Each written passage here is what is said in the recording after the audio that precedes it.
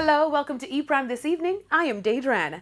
Reggae artists Chronixx and Coffee received a huge boost coming into 2021 when the two were featured on the official soundtrack for Netflix's latest thriller, Fatale. Coffee's mega hit Toast can be heard playing in the background at a nightclub scene that brought Hollywood A-listers Michael Ealy and Hilary Swank together on the big screen for the first time, while Chronixx's collaborative efforts with American R&B group Free Nationals' Eternal Light was used in a scene where Ealy and Swank attempt to get more acquainted.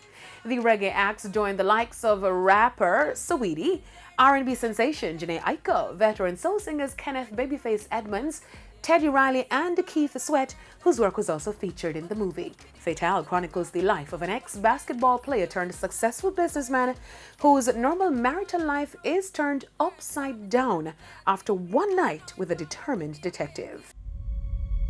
Life is a road, straight and narrow.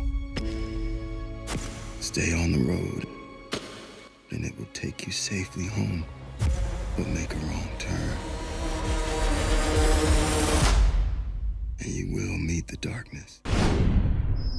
Now onto the international scene, where Simone Ledwood paid an emotional tribute to her late husband, Chadwick Boseman, at the 30th Gotham Award show. In the tearful and moving tribute, she accepted the award prize on his behalf on Monday. It is my honor to receive this award on behalf of my husband, in acknowledgement not only of his profound work, but of his impact on this industry and this world.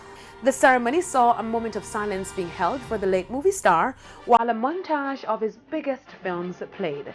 Chadwick Boseman died last August at age 43 after a private battle with colon cancer. That's it for E-Prime this evening. I'm Daedran. Thank you for watching.